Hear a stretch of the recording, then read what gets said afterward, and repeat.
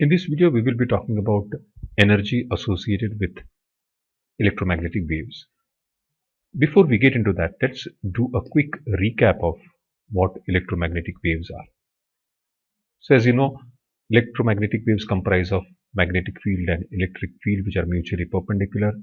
As you can see over here, the electric field is oscillating along the y-axis. The magnetic field, which is in blue color, is oscillating along the z-axis, and the wave is propagating along the x-axis. We also know the equations for electric field: E naught sine of omega t minus kx, or kx minus omega t, and for the magnetic field, B naught to sine of omega t minus kx. And this electric field carries energy from one location to another. As we know, let's talk about light. Light is an electromagnetic waves, and it carries energy from one location to another location. So how does this happen? That is the point of discussion in this video. So what we are going to talk about is energy density associated with an electromagnetic wave. Before we get into energy density, let's look at a few things which will help us understand energy in a much better way. Electromagnetic waves carry energy in the oscillating electric and the magnetic fields. So it is the magnetic field and the electric field which carry the energy. That's point number one to be noted. Secondly, both these fields share the energy in equal amount. Equal amount of energy is carried by both the field. That means if the total energy is 20 joules, the electric field will carry 10 joules and the magnetic field also 10 joules. So that's point number two. Point number three, we are studying energy density, not total energy carried by a wave. For example, an electromagnetic wave can travel over large distances. So we are not interested in the total energy in the wave.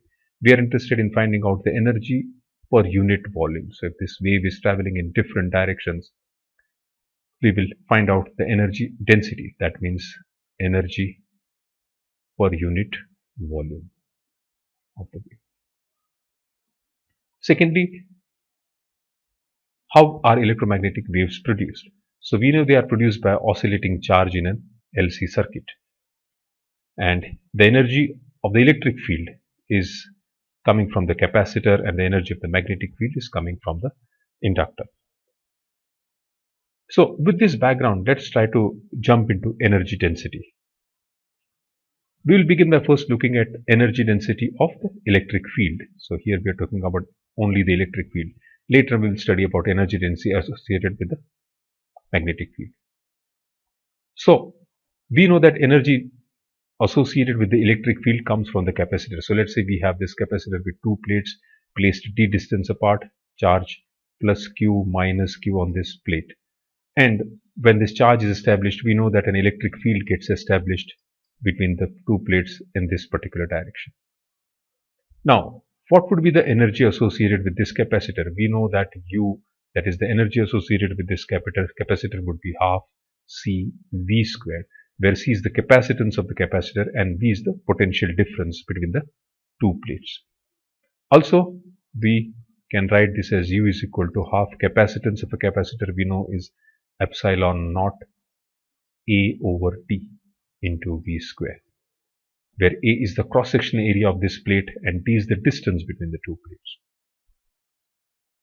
Now, we also know that if the electric field established between the plate is E and the distance between them is D, then this electric field E is given by V over D. And therefore, V is equal to ET.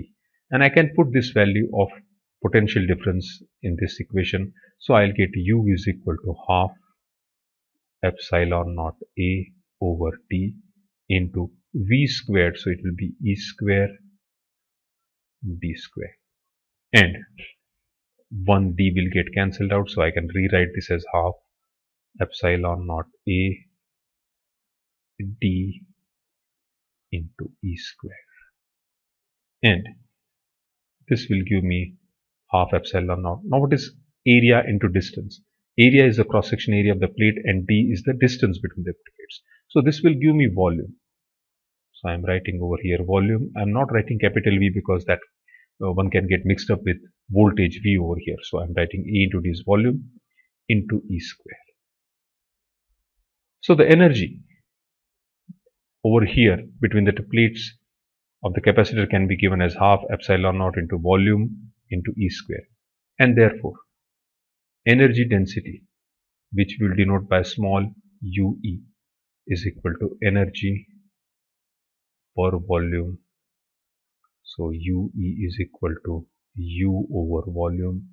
That can be written as, if I take this volume over here as half epsilon naught E squared.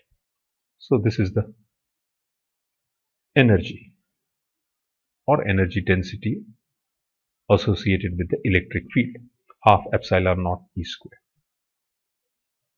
Now, we have a problem over here because we know the electric field is a time varying field. It is equal to E naught sine kx by omega t. So this electric field keeps on changing with time. That means this particular energy per unit volume will also keep on changing with time. And therefore, what we can do, we can find out the average energy density. So I will write this down as UE is equal to half epsilon naught. E square would be equal to E naught square into sine square kx minus omega t. And if I want to find out the average of this, I will take the average of this entire term. So UE I can write as half epsilon naught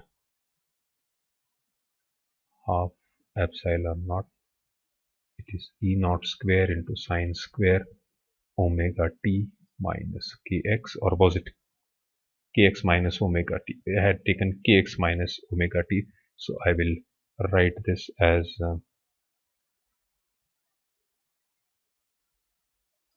kx minus omega t. And if I want to find out average of this, I have to take the average of this entire term. Now the average of half will be half, epsilon naught average will be epsilon naught because it's a constant. E naught square is also constant, and we know that the average of sine square theta is half. Therefore this will be equal to half, and therefore UE is equal to 1 by 4 epsilon naught. This is 4 epsilon naught E naught square. So this gives me an equation for the average energy density of the electric field for one cycle. Because we have taken sine square kx minus omega t, the average value for one cycle. So average energy density of the electric field for one cycle would be equal to 1 upon 4 epsilon naught E naught square.